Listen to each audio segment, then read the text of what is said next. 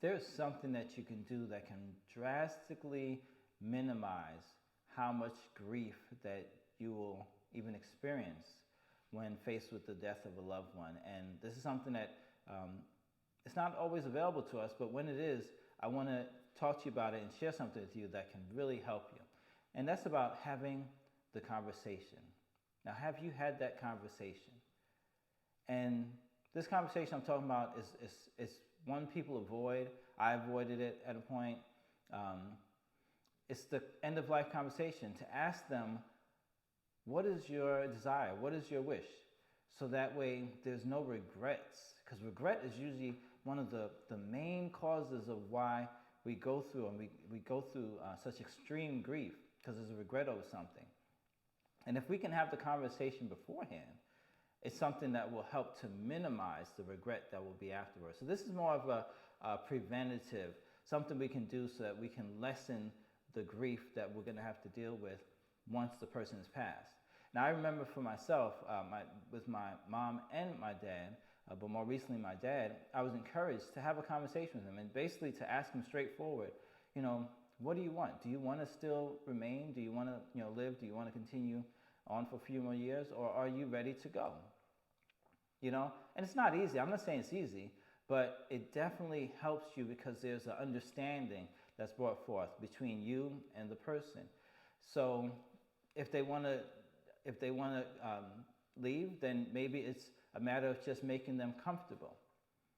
Or if they want to be around and spend more years of life, then you're both on the same plan. You're working towards the same goal. But if we don't have the conversation, then you never know, because you really never know what's going on in someone else's mind. You can guess, you can assume, but then all that leaves is, let's say the person does transition, then there's an opportunity for regret because you never knew. So in the instances that you actually do have an opportunity to talk to them, my strong suggestion is to have the hard conversation. Now let me go actually with my mom, because I initiated the conversation with my dad. With my mom, which was years before, and I was much younger, and this was my first experience with someone close to dying, and I didn't initiate the conversation with her, but she spoke to me. And what she did was she actually even wrote me a letter and told me some things in the letter, which I still hold on to this day, and I look to it.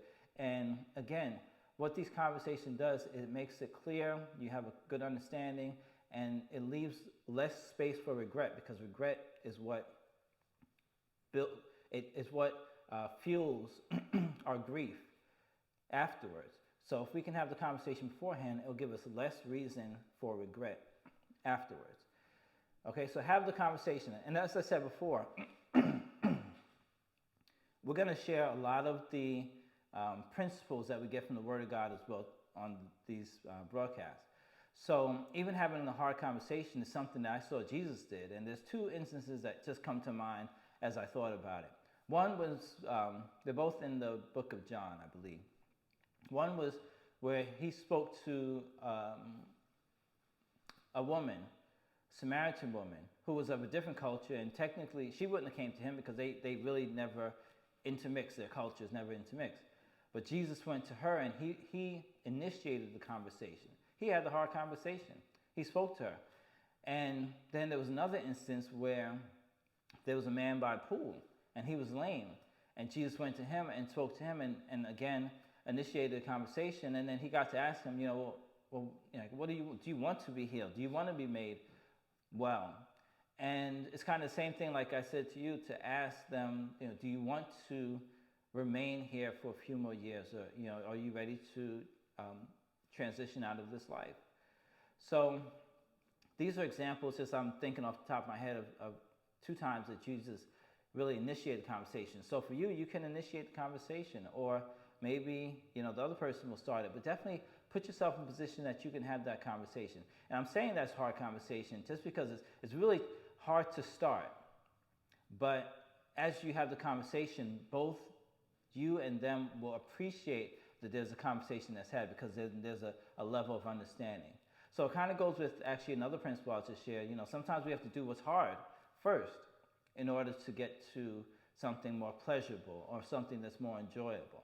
And this is an instance of a perfect instance of that, where having a conversation that is necessary, because even without the conversation, it's not prolonging, it's not making anything go away. It's just that there's room for I don't want to say error, but there's just room for not knowing what's going on. And then imagine that. So now, if the person does make that transition, and then you didn't have the conversation where you had an opportunity to, you're just left with still questions. You didn't have, because even when you have the conversation, imagine this, that you can now start to even maybe get some information from them, start to gather some wisdom, some knowledge. They can pass it on to you, and actually it just benefits both sides if that's their choice. And if it's not, then again, you can work towards what they need to do so that they can prolong their life, and you're both on the same plan, you're both working towards the same goal. But the conversation is necessary, because again, you don't know what's going on in someone else. None of us knows what's really going on in someone else's mind. So my suggestion, my encouragement for you today, to really minimize grief, is to have the conversation. All right, remember that you don't have to be going through grief alone, because we can be growing through grief together. Thanks for watching.